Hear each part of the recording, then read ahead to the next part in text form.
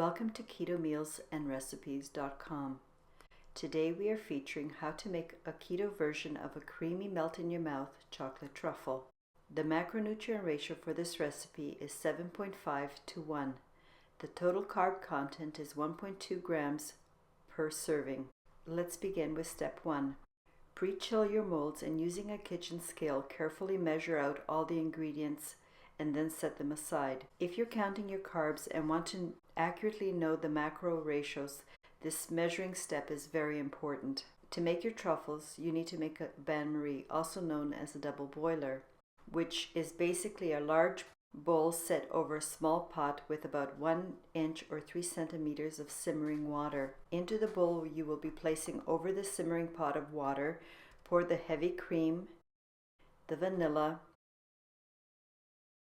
the unsalted butter, and the coconut oil. Next you will add the cocoa. It is very important to use real cocoa or cacao and not compound baker's chocolate. I explained the difference between cacao, cocoa, and compound baker's chocolate in my blog post, which there will be a link at the end. The next ingredient you add is the instant coffee, followed by the sweetener of your choice. I prefer monk fruit-based sweeteners because it tastes most like real sugar and because monk fruit sweetener does not have an aftertaste like some other sweeteners. Depending how long you have been sugar-free, you may need more or less sweetener as indicated in this recipe, so please adjust to your taste. After you've added all the ingredients, stir to combine. Then place your bowl on top of the simmering water on the stovetop and stir continuously as the ingredients have melted into a rich, creamy, lump-free, and glossy chocolate mixture.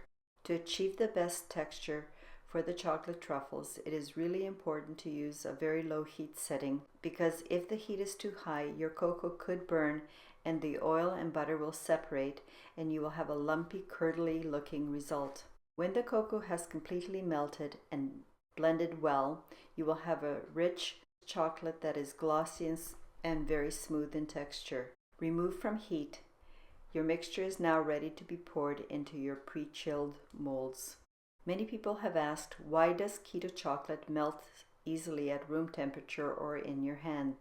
The reason is that keto chocolate is not tempered. A tip I would like to share with you is use a silicone mold. With a silicone mold, it will be much easier to pop out the finished truffles or other baked goods as compared to metal or hard plastic molds. When you have prepared and poured your truffle mixture into the molds, put the molds into the freezer for 1 hour or until set.